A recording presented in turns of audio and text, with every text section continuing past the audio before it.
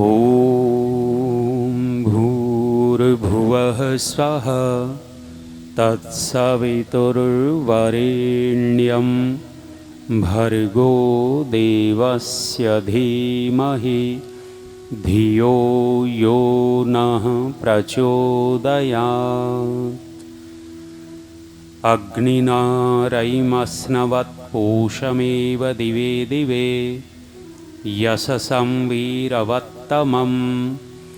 अग्निर्होता कविक्रतुः सत्यश्चित्रस्रवस्तमः देवो देवेभिरागमत्। ॐ शान्तिः शान्तिः शान्तिः।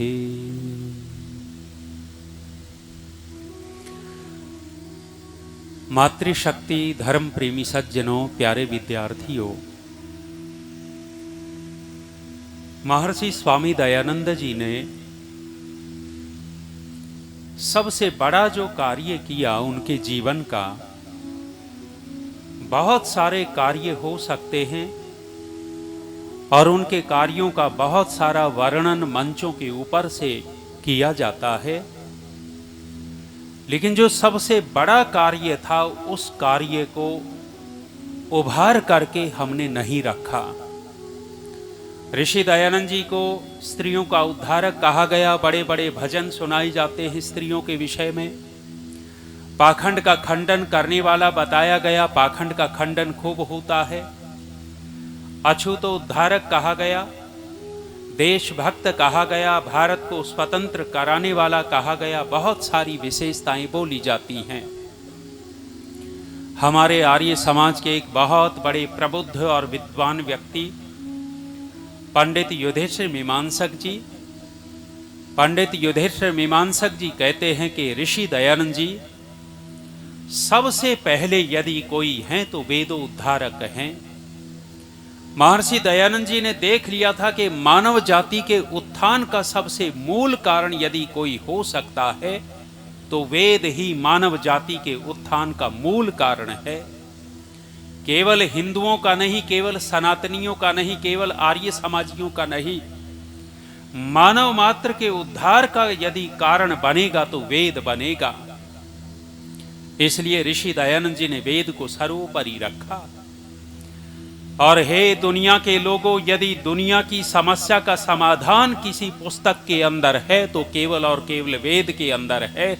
दूसरी जगह आप समाधान नहीं निकाल सकते, दूसरी जगह तो फसावट मिलेगी। हमारे झगड़े न हों, हम अपने लक्ष्य तक पहुंच जाएं, हम सुरक्षित हो जाएं, हमारी मान प्रतिष्ठा हो। इन सब का उपाय क्या हो सकता है?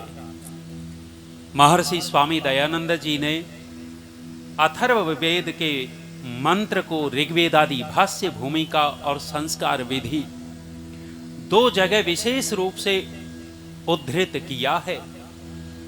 विवाद न हो, लक्ष्य तक पहुंच सके, हम सुरक्षित हो जाएं, हमारी प्रसिद्धि हो, मान प्रतिष्ठा हो, वे सब उपाय वेद के अंदर से निकाल करके रखे।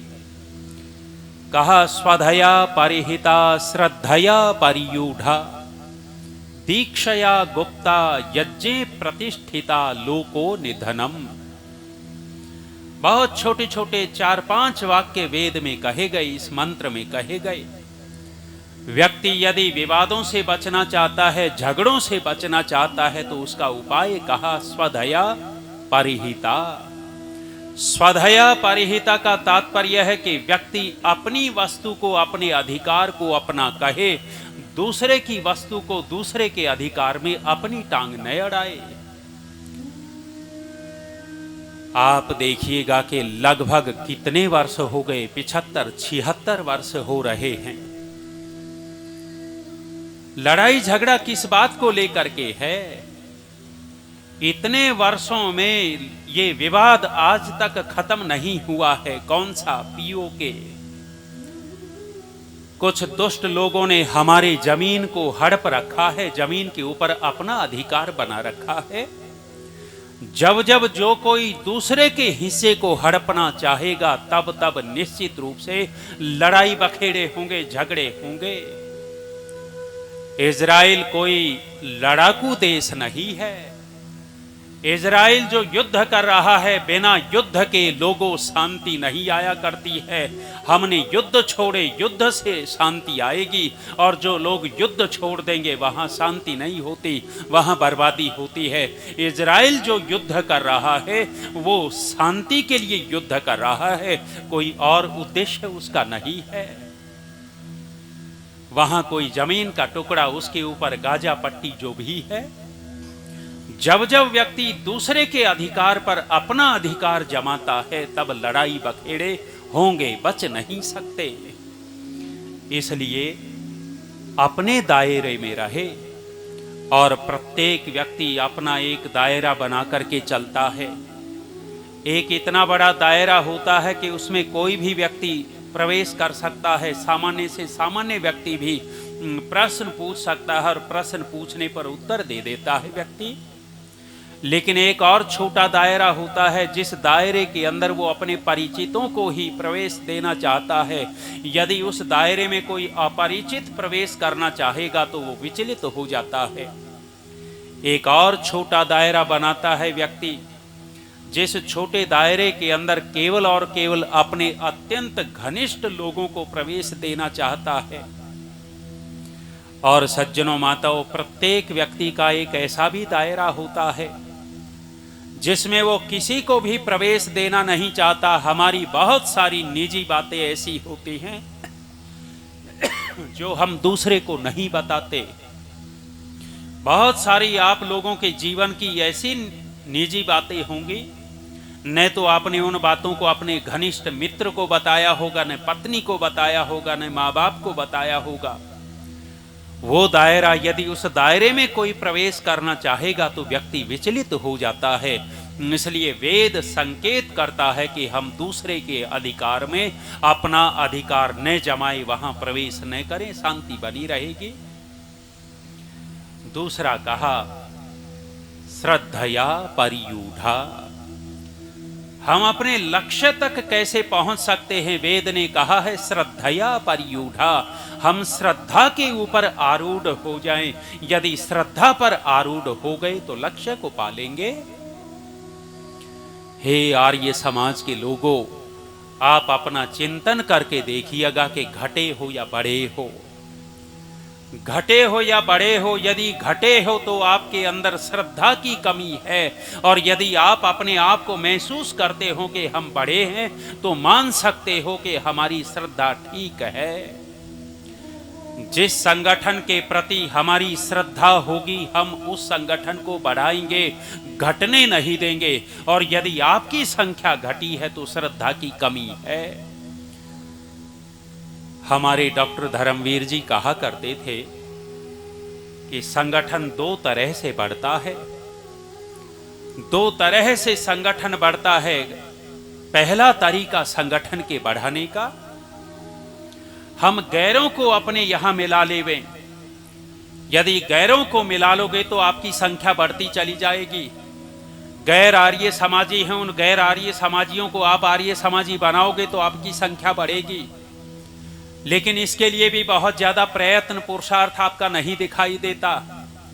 कुछ लोग हैं जो आर्य वीर दल के माध्यम से अपना विशेष काम कर रहे हैं। कुछ लोग हैं जो शिविरों के माध्यम से काम कर रहे हैं। कुछ लोग हैं जो गुरुकुल चला करके इस वैदिक संस्कृति को, आपके आर्य समाज को जीवित रखे हुए हैं। अन्यथा आज की वर्तमान की ऐसी स्थिति हो गई जहां धनी आर्य समाज हैं तो दुकानें बहुत ज्यादा हैं, बैंक बैलेंस बहुत ज्यादा हैं, वहां कब्जाधारी लोगों की लालची नजर रहती है और सोचते हैं कि ये हमारे अधीन हो जाए। आर्य समाज बढ़ाने का पहला तरीका, गैरों को अपने पास ले आओ, बढ़ जाओगे। और ये काम नहीं हो रहा तो डॉक्टर धर्मवीर जी कहा करते थे दूसरा काम ये है कि अपने परिवार वालों को, अपने बेटे पोतों को, अपनी बहुओं को आर्य समाज के अंदर लेकर के आओ तो आपकी संख्या बढ़ेगी।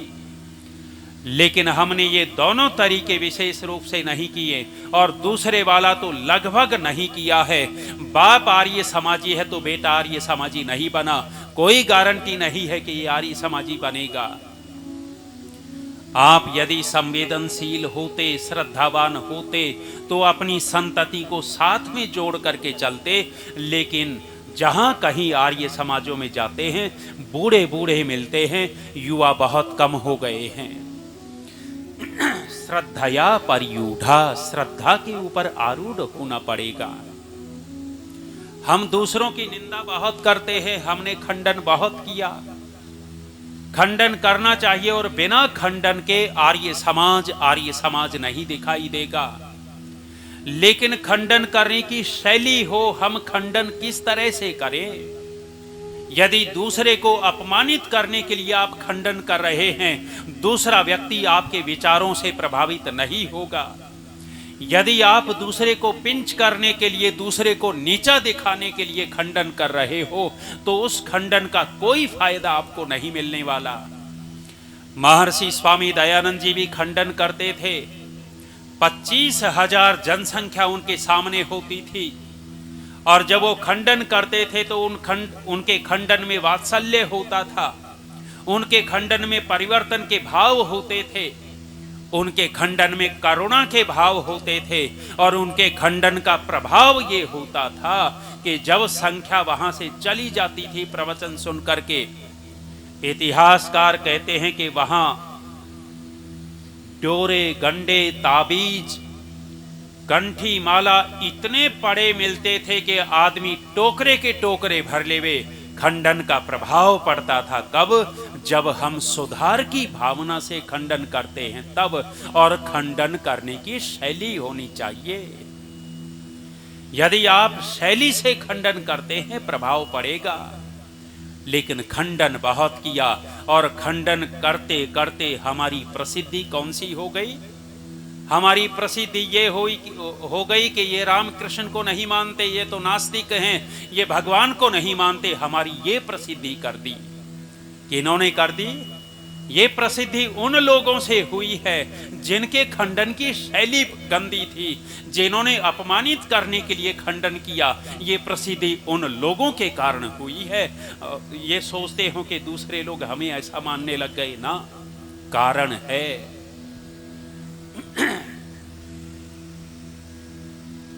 बहुत बार ऐसा लगता है कि व्यक्ति बिना खंडन किए रुक नहीं पाता। हमारे पास इतनी सारी बातें हैं। ऋषि दयानंद जी ने सत्यार्थ प्रकाश लिखा, और सत्यार्थ प्रकाश के 10 समोल्लास वहां खंडन विशेष नहीं किया। 10 समोल्लास तक खंडन विशेष नहीं करते हैं वे। 10 समोल्लासों में अपने सारे सिद्धांत लिखते हैं, और 10 समोल्लास लिखने के बाद वो खंडन आरंभ करते हैं। अरे पहले जोड़ने की बात की जाती है, पहले तोड़ने की बात नहीं की जाती। और उस खंडन का प्रभाव कितना पड़ा है? हमारे भानु प्रकाश जी मुझे सुनाते थे, कहीं किसी आर्य समाज का उत्सव चल रहा था, 3 दिन का। गए थे, एक सन्यासी महाराज भी गए हुए थे। 3 दिन का उत्सव, इतना बढ़िया मंच बना हुआ, इतना बढ़िया पंडाल बना हुआ, माइक की व्यवस्था बहुत अच्छी, नाश्ते की व्यवस्था, भोजन की व्यवस्था बहुत अच्छी। स्वामी जी को सुबह सुबह बादाम छील करके खिलाए गए, और महाराज जी ने जब छिले हुए बादाम खाए, दूध पिया और नाश्ता था, बड़े प्रसन्न हुए, प्रशंसा की कि भाइयों तुम्हारी व्यवस्था बहुत अच्छी। पहले दिन की पहली सभा संपन्न हो गई थी, रात्रि की सभा होनी थी।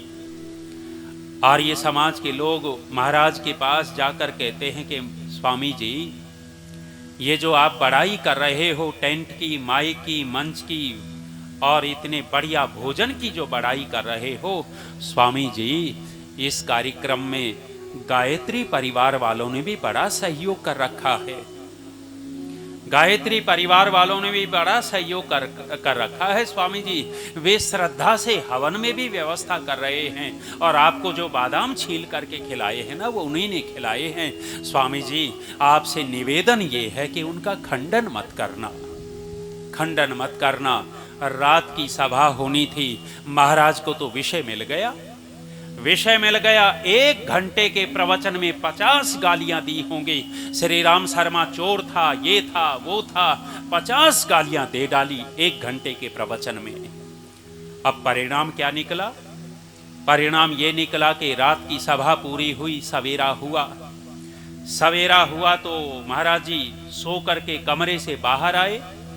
कमरे से बाहर आए तो न तो वहां कोई टेंट था, न कोई मंच था, न कोई माइक था। सब कुछ साफ चुपचाप रात में सब कुछ उठा ले गए। महाराज ने आर्य समाज के लोगों से पूछा कि अरे ये कहां चला गया, कहां चला गया? आर्य समाज के लोगों ने कहा कि स्वामी जी, रात को आपकी वाणी की आंधी चली थी और आपकी वाणी की आंधी में सब कुछ तो उड़ गया, कुछ नहीं बचा। आपने 3 दिन के उस उत्सव को 1 ही दिन में समेट दिया। आप बताओ, ऐसे खंडन से वे जीवन में कभी आर्य समाज से जुड़ेंगे? खंडन करना है, खंडन के बिना आर्य समाज का अस्तित्व नहीं है। लेकिन खंडन की शैली तो हो, खंडन करने का उद्देश्य तो हो। बिना बात के खंडन करने लग गए, इसलिए हम लोगों को दूसरे लोग नास्तिक कहने लग गए, रामकृष्ण के विरोधी कहने लग गए। श्रद्धया परियूढ़ा, जब हमारे अंदर श्रद्धा होगी, वो श्रद्धा विशेष काम करवाती है। हे आर्य समाज के लोगों, यदि श्रद्धा किसी संगठन की घटी है तो आर्य समाज के अंदर श्रद्धा घटी है। हमारे सार्वदेशिक के बहुत सारे निर्णय आते हैं और निर्णय आते हैं तो मानते नहीं हैं। प्रांतीय सभा वाले नहीं मानते, जिला सभा वाले नहीं मानते, आर्य समाज के लोग नहीं मानते। अरे यदि हमारी श्रद्धा होती तो हमारी सर्वोपरि सभा सार्वदेशिक है, वहां से कोई नियम निकले तो हमें फॉलो करना चाहिए। एक तंत्र से जुड़ जाएंगे, एक तंत्र से तब जुड़ेंगे जब हमारी श्रद्धा हो। बिना श्रद्धा के यहाँ घटायन का उत्सव हो रहा है, कहीं मुजफ्फरनगर में उत्सव हो रहा है, कहीं दूसरी जगह अपने अपने लगे हुए हैं। व्यक्तिगत तो काम हो रहा है, सांगठनिक रूप से कितना काम। और एक और बात सुन लीजिएगा, जिस दिन आर्य समाज संगठित हो गया, आर्य समाज के विद्वान एक हो गए, हे आर्य समाज के लोगों, सारे सनातनी तुम्हारे पीछे चलेंगे। और जिस दिन सनातनी तुम्हारे पीछे चलेंगे, ये मुल्ले मौलवी तुम्हारे आगे होकर के भागने लगेंगे, दौड़ने लगेंगे, तुम्हारे सामने आकर के खड़े नहीं हो सकते। आवश्यकता है संगठित होने की, और संगठन में ताकत होती है, बिखरने में ताकत नहीं होती।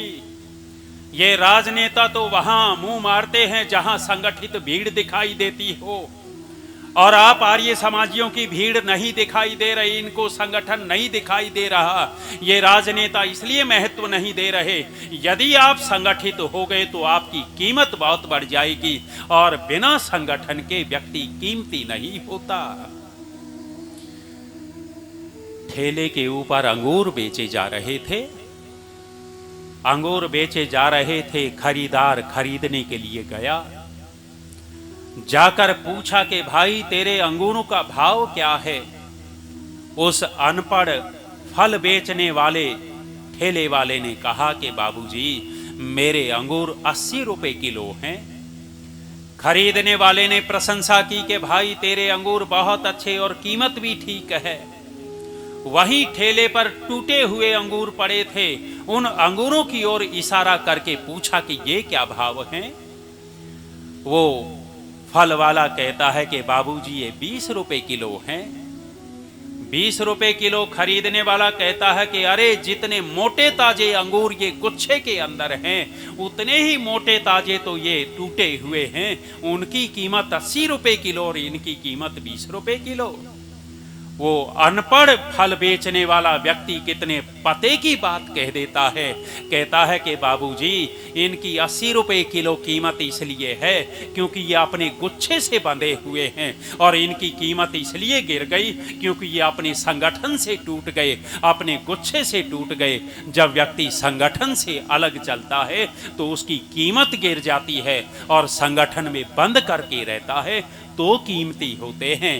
आर्य समाज निश्चित रूप से आज भी उतना ही कीमती है। ऋषि दयानंद जी के समय जितना कीमती था आज भी उतना कीमती है। केवल और केवल आवश्यकता है संगठित होने की। और संगठन कब बनेगा? श्रद्धया परियूढ़ा, जब हमारी श्रद्धा जगेगी तब। हमने वेद को प्रदर्शन की पुस्तक बनाया, रख रखे है ना। वेद को प्रदर्शन की पुस्तक बना लिया कि मंच के ऊपर रख देंगे सजावट के लिए। लेकिन वेद को पढ़ा कितना है? यदि श्रद्धा होती तो हमारे प्रत्येक घर में वेद होता और वेद का स्वाध्याय हो रहा होता। आपको श्रद्धा देखनी है? गुरुद्वारे में जाइए, गुरुद्वारे में जाएंगे आप श्रद्धा देख पाएंगे। वहां उनकी सीढ़ियां होती हैं, सीढ़ियों पर रेलिंग लगी हुई होती है, स्टील की रेलिंग लगी होती है। कभी आप उस रेलिंग को पहुंच करके देखिएगा, आपको वहां धूल नहीं मिलेगी। वे अपने रुमाल से, अपने कपड़े से वहां गुरुद्वारे की सफाई करते हैं। मैं बेंगलोर में गया हुआ था। बेंगलोर के प्रसिद्ध आर्य समाज में उत्सव था, उसमें बुलाया हुआ था। और जैसे यहां सजावट के लिए रख रखे हैं, ऐसे उन्होंने भी रख रखे थे मंच पर। मैंने वैसे ही उन वेद के ऊपर हाथ फेरा तो धूल से उंगलियां सन गई। अरे जिनका धर्म ग्रंथ वेद है, जो आर्य समाज वेद को सबसे बड़ा मानता है, उनके वेदों के ऊपर धूल जम रही हो, आप सोचते हो कि हम बढ़ेंगे? श्रद्धा जब पैदा होगी तब बढ़ेंगे। श्रद्धया परियूढ़ा, बिना श्रद्धा के नहीं बढ़ते।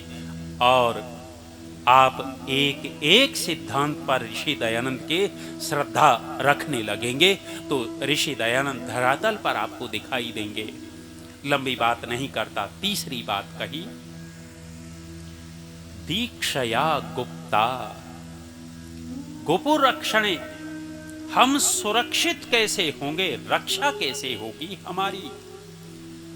अरे वो 20 करोड़ और आप 80 करोड़ और 80 करोड़ वाले बैठ बैठ करके चर्चा करते हैं, डरे हुए बैठे हैं कि पता नहीं क्या होगा, पता नहीं क्या कर देंगे। 80 करोड़ 20 करोड़ से डरे? बहुत बड़ा कारण है आप दक्ष नहीं हो। जिस दिन दक्ष हो गए उस दिन सुरक्षित हो जाओगे। अरे प्रत्येक देवी देवता के हाथ में कोई अस्त्र शस्त्र, और हमारे यहां लाठी तक नहीं है। जिस दिन इन्होंने घेर लिया 200-500 मिलकर के, क्या करोगे? ये तो इतने नीच हैं कि अपने घरों में हथियार रखते हैं। इनके पास तो अवैध हथियार होंगे और आपके पास एक लाठी तक नहीं है।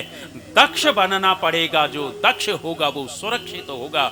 ये बेटियां जाती हैं कॉलेजों में, स्कूलों में, अकेली लड़की गई हुई है और किसी गंदे नीच मुसलमान ने घेर लिया तो ये क्या करेंगी? यदि आपने इनको दक्ष कर रखा है, कटारी दे रखी है, छुरा दे रखा है और लड़की में निर्भीकता दे रखी है, वो दक्ष होगी तो उस यवन से भी टकरा जाएगी। दीक्षया गुप्ता, जब हम दक्ष होते हैं तो सुरक्षित होते हैं।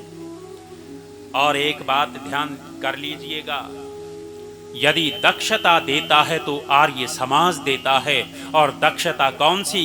बौद्धिक दक्षता कहीं मिलेगी तो आपको आर्य समाज के पास मिलेगी।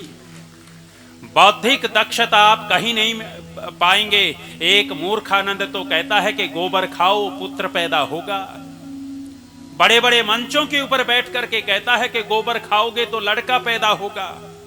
उस मूर्खानंद से एक पत्रकार ने पूछा कि तुम्हारे 2 लड़के हैं, क्या तुमने भी गोबर खाया था? फिर मुंह बना करके कहता है कि मैंने गोबर नहीं खाया था।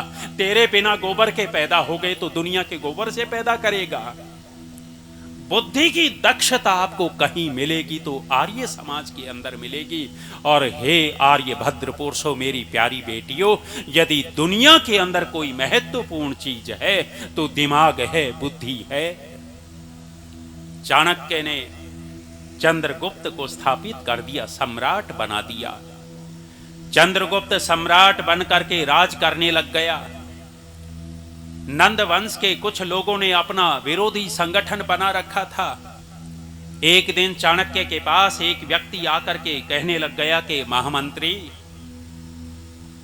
महाराज, आपको छोड़ करके फलाना व्यक्ति चला गया है, महत्वपूर्ण व्यक्ति का नाम लिया, आपको छोड़ करके चला गया। 2-4 घंटे के बाद फिर सूचना आई कि आपको भद्रभट्ट नाम का मंत्री छोड़ करके चला गया। शाम तक कई लोगों के छोड़ने की सूचना आई। शाम तक जब ये बहुत सारी सूचना आई तो चाणक्य कहते हैं, मेरे भाई, भले ही मुझे सब के सब छोड़ करके चले जाएं, लेकिन मुझे मेरी बुद्धि छोड़ करके न जाए। यदि मेरी बुद्धि मेरे पास होगी तो मैं फिर से जोड़ लूंगा, और यदि सब मेरे पास हैं और मेरी बुद्धि मेरे पास नहीं है तो मैं संभाल नहीं पाऊंगा।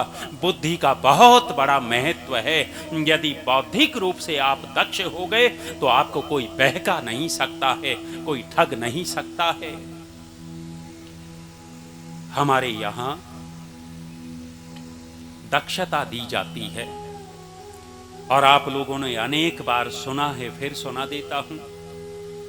उपदेशक लोग सुनाते हैं दक्षता की बात।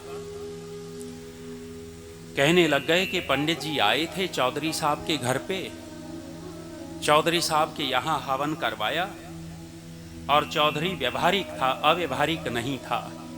पता था कि यज्ञ के बाद दक्षिणा देनी होती है, पंडित को दक्षिणा दे दी। दक्षिणा लेने के बाद पंडित जी को चले जाना चाहिए था। जब जा रहा था तो आंगन में 10 लीटर दूध देने वाली भैंस बंधी दिखाई दे गई, और भैंस दिखाई दी तो पंडित को लालच आ गया कि भैंस मिल जाती दक्षिणा में तो बहुत अच्छा रहता। लेकिन चौधरी साहब ने दक्षिणा तो पहले ही दे दी पैसे की। अब योजना बना करके कहता है कि चौधरी कुछ काला दान कर, काला कह करके चला गया। चौधरी साहब समझ नहीं पाए कि काला दान करवाता है, क्या काला दान करूं? पत्नी से पूछा। पत्नी ने सलाह दी कि कोई बड़ी समस्या नहीं है, काला दान हो जाएगा। मैंने कल ही चूल्हे में लकड़ियां जलाई थी और काले कोयले पड़े हैं, बुझे हुए उनको लो और काला दान करके आ जाओ। कहते हैं कि गए पंडित के घर पर चौधरी और कहा कि पंडित जी काला लेकर के आया हूं, लो झोली करो दान में। नया नया कुर्ता पहना था सफेद, झोली में काले कोयले डाल दिए, कपड़ा काला हो गया, फेंक करके 2 कदम दूर जाकर के कहा कि चौधरी समझता नहीं है, रहा तो वही का वही, समझता नहीं। मेरे कहने का मतलब था कि काला तो हो लेकिन जान वाला हो। कोई बात नहीं। चौधरी आया घर पे, पत्नी से सलाह की। पत्नी ने कहा कि कोई बड़ी बात नहीं, समस्या का समाधान मेरे पास। 5-7 दिन हो गए, गांव में सपेरों ने डेरा डाल रखा है। 5 रुपए दो और काला सांप ले जाकर के दे दो, काला जान वाला। कहते हैं कि जब वहां गया, पिटारा खोला, फण देखा, पंडित 4 कदम पीछे दौड़ करके कहता है फिर भी नहीं समझा। अरे मेरे कहने का मतलब ये था कि काला हो, जान वाला हो, लेकिन दूध वाला हो। निकम्मा आप भी नहीं कह रहा कि भैंस दे दे। बात घुमा फिरा करके कहता है काला हो, जान वाला हो, दूध वाला हो। घर पे आया, पत्नी से फिर कहा कि ऐसी ऐसी बात। पत्नी ने कहा कि कोई बड़ी बात नहीं है। अरे सर्दियों का समय है, जवार के वो कड़प पड़ी हुई है, कुतिया ब्याई हुई है, काली काली कुतिया दूध दे रही है, ले जाओ। कहते हैं कि जब सुबह लेकर के गया चौधरी, आंगन में छोड़ दी और छोड़ करके कहा कि पंडित तेरी पूरी शर्त कर दी है, देखो काला, जान वाला और दूध वाला। और पंडित केवल दूध वाला नहीं, 4-4 बच्चे वाला ले आया, अब तो पीछा छोड़ दे। पंडित ने कहा कि भाई काले वाले के दान की तो बात छोड़ देते हैं अब, लेकिन एक बात बता कि तेरे को इतनी बढ़िया बढ़िया सलाह कौन देता है? तेरे को सलाह कौन देता है? चौधरी ने कहा कि पंडित जी, इतनी बढ़िया बढ़िया सलाह मेरी पत्नी देती है, और मेरी पत्नी आर्य समाजी है, आर्य समाजी। पंडित कहने लग गया कि भाई, दुनिया में सबको ठगा जा सकता है, लेकिन आर्य समाजी को कोई नहीं ठग सकता। क्यों नहीं ठग सकता? क्योंकि आर्य समाजी बुद्धि से दक्ष होता है, और जो दक्ष होता है वो सुरक्षित होता है। दीक्षया गुप्ता, जितने हम दक्ष होंगे उतने ही सुरक्षित होंगे। इसलिए बौद्धिक रूप से दक्ष बनो, अन्यथा जाकिर नाइक जैसा नीच आदमी, मतांध व्यक्ति जाकिर नाइक जो देश छोड़ करके भाग गया, जब से सरकार बदली है, पहली सरकार में वो धड़ल्ले से घूमता था और बड़े बड़े इंस्टीट्यूट में जाकर के प्रवचन देता था और इस्लाम की बड़ाई करता था, आप लोगों की बुराई करता था, और ऐसे ऐसे ब्राह्मणों के लड़के लड़कियां, क्षत्रियों के लड़के लड़कियां, वैश्यों के लड़के लड़कियां उनकी बात से प्रभावित होते, और उसने हजारों हजारों लड़के लड़कियों को मुसलमान बनाया। क्यों बनाया? क्योंकि वो दक्ष नहीं थे। हां, आप देखो, जाकिर नाइक ने अपने जीवन में एक भी आर्य समाजी को मुसलमान बनाया हो तो बता दो। और केवल जाकिर नाइक ही नहीं, आप अपना 150 साल का इतिहास पढ़ करके देख लो। 150 साल के इतिहास में ये ईसाई मुसलमान कोई भी, एक भी आर्य समाजी को ईसाई मुसलमान नहीं बना पाए। क्यों? क्योंकि आर्य समाजी व्यक्ति ही बौद्धिक रूप से दक्ष होता है, और जो दक्ष होता है वो सुरक्षित होता है। दीक्षया गुप्ता। चौथी बात, यज्ञ प्रतिष्ठिता। प्रतिष्ठा कैसे मिलेगी? मान बढ़ाई कैसे होगी? यश कीर्ति कैसे फैलेगा दुनिया में? दुनिया में बड़ाई चाहते हो, दुनिया में अपनी यश कीर्ति फैलाना चाहते हो, तो वेद ने समाधान दिया, यज्ञ प्रतिष्ठिता। यज्ञ में प्रतिष्ठित जो हो गया उसकी प्रतिष्ठा होती है। अब यज्ञ की चर्चा आई तो यज्ञ का स्वरूप क्या है? महर्षि स्वामी दयानंद जी ने सज्जनों माताओं कोई कमी नहीं छोड़ी।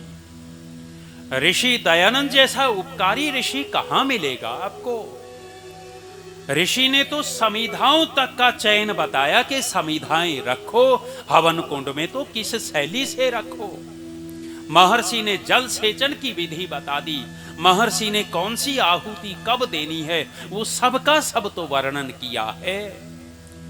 लेकिन बहुत सारे आर्य समाजों में, बहुत सारे आर्य समाजी जो अपने आप को ये कहते हैं कि मैं दैनिक अग्निहोत्री हूं, मैं रोजाना हवन करता हूं जी, 40 साल हो गए हमारे घर पे हवन होते हुए और आज तक समिधा तक नहीं लगानी आई, समिधाओं का चयन ढंग से नहीं हुआ।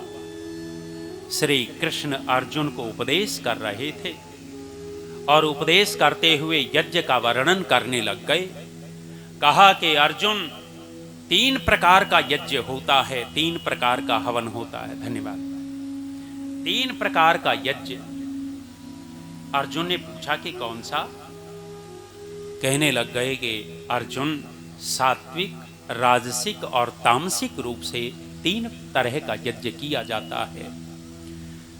जब व्यक्ति मन के अंदर दुर्भाव लेकर आता है और दुर्भावना से दूसरे की हानि सोच करके हवन करता है तो ये तमोगुणी हवन है। ये तांत्रिक लोग बताते हैं कि ऐसा ऐसा हवन कर लो, पड़ोसी का नाश हो जाएगा, उसका नाश हो जाएगा। इस यज्ञ को तामसिक यज्ञ कहा गया और कहा कि केवल और केवल अपनी स्वार्थ की सिद्धि के लिए जो यज्ञ किया जाता है वो राजसिक यज्ञ होता है, रजोगुणी यज्ञ होता है।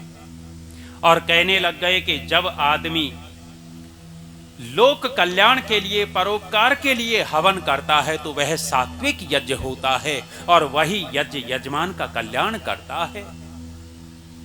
वहां कहते हैं, विधिहीनम असृष्टान्नम मंत्र रहितम अदक्षिणम श्रद्धा विरहितम तामसम यज्ञम प्रचक्षते। यज्ञ के विषय में कहा कि जो यज्ञ विधि पूर्वक न हो वह यज्ञ यजमान का कल्याण नहीं करता। पता लगा कि हवन हो तो विधि पूर्वक हवन हो, बिना विधि विधान के किया गया हवन हवन नहीं रह जाता, वो यजमान का कल्याण नहीं करता, वह हवन तमोगुणी हो जाता है। और हे आर्य समाज के लोगों, ऋषि दयानंद जी ने पूर्ण विधि दी है। कब स्तुति प्रार्थना उपासना करना है, कब स्वस्ति वाचन शांति करण के मंत्रों का पाठ करना है, कब ऋत्विज चयन करना है, कब आचमन और अंग स्पर्श करना है, कौन सी जगह हमें दीपक जलाना है, कब अग्निदान करना है, कब समिधाओं की आहुति देनी है, कब हमें जल सेचन करना है, एक एक विधि महर्षि स्वामी दयानंद जी ने दी है। और ये विधि पूर्वक किया गया हवन कल्याणकारी। फिर बड़ाई करता हूं अपनी, यदि विधि पूर्वक हवन आपको कहीं मिलेगा तो सनातनियों में नहीं मिलता। आर्य समाज का जो विद्वान पंडित पुरोहित है वो विधि पूर्वक आपको यज्ञ कराता मिलेगा।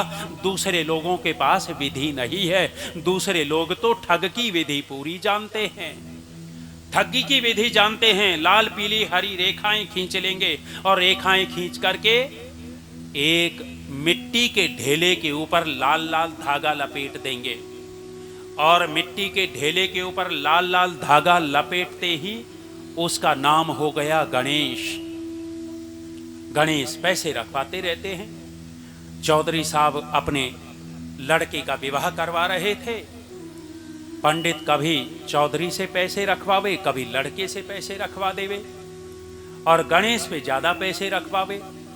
चौधरी ने देखा कि ये तो विवाह तो पड़ ही नहीं रहा, अपना वो चला रहा है कार्यक्रम। गुड़ गुड़ गुड़ गुड़ गुड़ गुड़ किया, मंत्र बोला कुछ, और रखो चौधरी साहब गणेश के ऊपर। चौधरी साहब ने नजर बचा करके गणेश को ही जेब में डाल लिया। नजर बचाई और गणेश को जेब में डाल लिया। पंडित ने मंत्र बोला, रखो चौधरी साहब गणेश के ऊपर। चौधरी साहब ने भोला सा मुंह बना करके कहा कि पंडित गणेश तो है ही नहीं, रखूं किसके ऊपर। पंडित ने भी देखा कि वास्तव में गणेश नहीं है। फिर चौधरी साहब ने व्याख्या की कि पंडित जी, आज साया बहुत तगड़ा है, आज के दिन इतने विवाह, और आपने गणेश को यहाँ घेर करके बैठा रखा था। गणेश तो अगले विवाह में जा चुका, मेरे लड़के का विवाह पढ़ दे। वे सारे के सारे ठग विधि तो जानते हैं, हवन की विधि करते हुए नहीं जानते होंगे। आर्य समाज का विद्वान हवन की ठीक विधि करवाएगा। विधिहीनम यज्ञम तामसम प्रचक्षते। असृष्टान्नम, दूसरी बात कही कि कौन सा यज्ञ नहीं होता। जिस यज्ञ हवन में आप घी सामग्री श्रेष्ठ नहीं डाल रहे, वो यज्ञ हवन नहीं रह जाता, वो तमोगुणी हो जाता है। इसलिए आपकी सामग्री विशेष हो, आपका घी विशेष हो। कहेंगे जी इतनी महंगाई में कहां से लाएं? ये महंगाई का बहाना कौन बनाते हैं? ज्यादातर महंगाई का बहाना ये बीड़ी फूंका बनाते हैं। बीड़ी फूंक देंगे दिन में 100-200 रुपए की, लेकिन 50 रुपए का हवन नहीं करेंगे, और तब वो बहाना बनाएंगे जी इतनी महंगाई। कोरोना काल में, कोरोना के समय आप देखना ये महंगाई व कोरोना रोने वाले, जो गुटखे का पाउच 10 रुपए का मिलता था, इन्हीं गरीब लोगों ने, महंगाई का रोना रोने वालों ने 100-100 रुपए के गुटखे के पाउच खरीदे हैं। यहां भी आपने बंडल खरीदे होंगे, जब दुकान पे नहीं मिल रहे होंगे, हड़काए उस स्वान की तरह घूम रहे होंगे, 2 सुट्टे मिल जाएं, सुट्टे मिल नहीं रहा। जो 5 रुपए का बंडल आता था वो आपने 50 रुपए का खरीदा होगा। हवन में महंगाई दिखाई देगी और बीड़ी फूंकने में महंगाई नहीं दिखती। श्रेष्ठ घी सामग्री आपका हो तो हवन कहलाएगा। दुकान पे गए, हवन के लिए सामान चाहिए, दुकानदार को कहा घी भी चाहिए, तो दुकानदार पूछता है घी कौन सा, पूजा वाला देना है या खाने वाला देना है? पूजा वाला घी चाहिए या खाने वाला चाहिए? वो दुकानदार भी जानता है कि पूजा वाला कौन सा घी लेगा। ये सड़े से सड़ा घी पूजा वाला हो गया आज वर्तमान में। जब आप देवताओं को सड़े से सड़ा खिलाओगे तो आप प्राप्ति की क्या इच्छा रखोगे? आप श्रेष्ठ पा पाओगे। इसलिए श्रेष्ठ घी सामग्री हो। आपकी सामग्री में मुनक्का हो, गोला हो, जायफल हो, जावित्री हो, अनेक प्रकार की औषधियां हो, तब देखो हवन करने का आनंद ही कुछ अलग होता है। मंत्र रहितम तामसम यज्ञम प्रचक्षते। बिना मंत्रों के किया गया हवन भी तमोगुणी हवन हो जाता है, और ऐसा यज्ञ यजमान का कल्याण नहीं करता, भला नहीं करता। बोला करता हूं ह्रीं क्लीं हुम फट स्वाहा, करते हैं ना लोग, ह्रीं क्लीं हुम फट स्वाहा, चामुंडाए स्वाहा, फलाना स्वाहा। ये हैं कहीं वेद के मंत्र? वेद के मंत्रों से युक्त होकर के आहुति प्रदान करना होता है। 5000 साल पहले वो इस धरती का महामानव कहकर के चला गया। श्री कृष्ण कहते हैं वो मंत्र रहितम तामसम यज्ञम प्रचक्षते। बिना मंत्रों के हवन तामसिक हो जाता है, यजमान का कल्याण नहीं करता।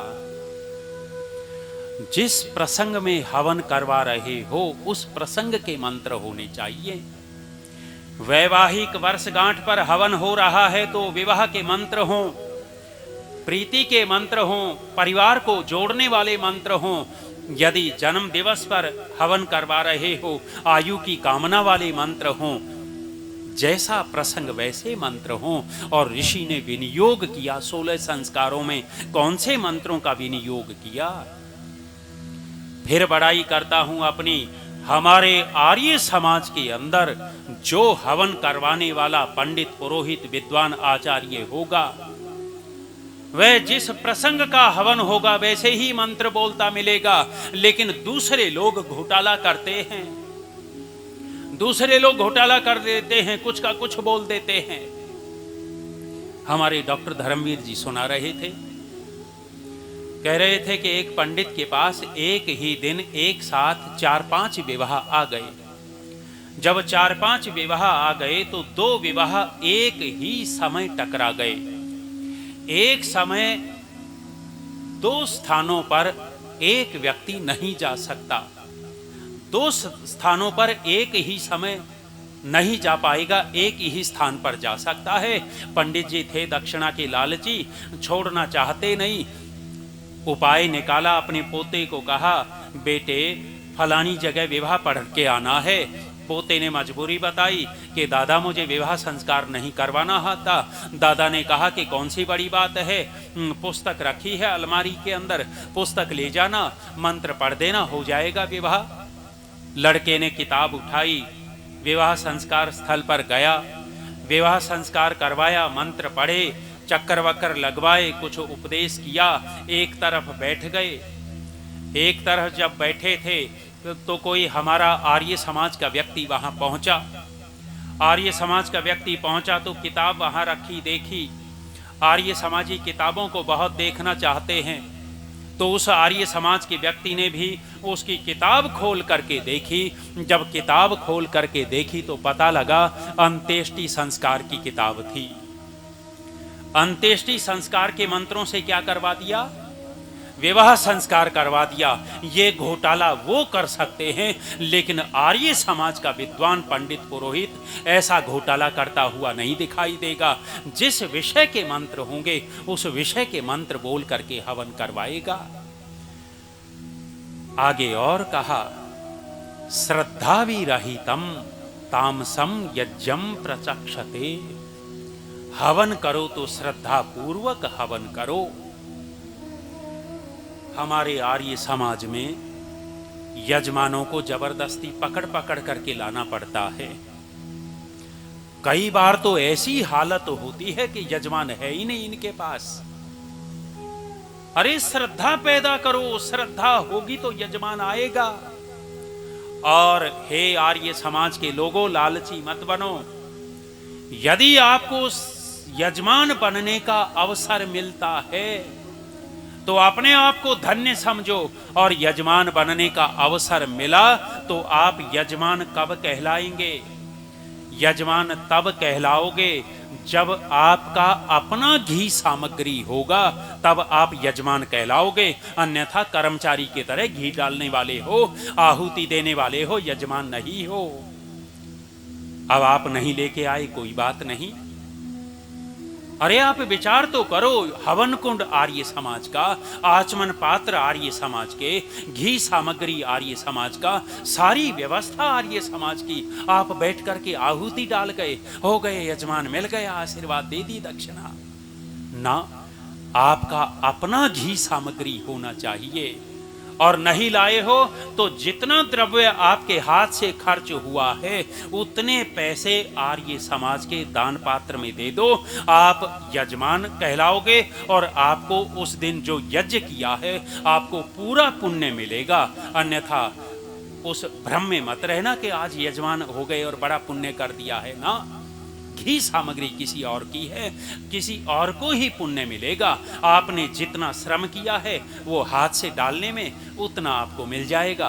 तो विशेष कहा, समस्या का समाधान वेद के अंदर है। समस्या का समाधान वेद के अंदर, हमारे झगड़े न हो इसलिए हम अपने अधिकार में बने रहें, हम लक्ष्य तक पहुंच जाएं, अपने अंदर श्रद्धा पैदा करें, हम सुरक्षित हो जाएं, हम दक्ष हो जाएं। और कहा, यदि प्रतिष्ठा चाहते हो तो यज्ञ प्रतिष्ठा प्रतिष्ठितम, श्रेष्ठ कार्य करेंगे तो निश्चित रूप से प्रतिष्ठा होगी। और अंत में कहा वेद का छोटा सा वाक्य, लोको निधनम, ये संसार मरण धर्मा है, ये संसार नष्ट होने वाला है, इसलिए पहले वाले 4 काम कर लेवे, अन्यथा हाथ में कुछ नहीं लगने वाला। हे सज्जनों माताओं, मैंने बहुत सारी बातें आपके बीच में रखी हैं, भ्रमित करने के लिए नहीं बोली हैं, भ्रम तोड़ने के लिए बोली हैं, आर्य समाज और वेद के प्रति श्रद्धा पैदा करने के लिए बोली हैं। हम आर्य समाज से जुड़ें, वेद से जुड़ें और अपने जीवन को धन्य करें। वाणी को विराम। ओम शम। धन्यवाद।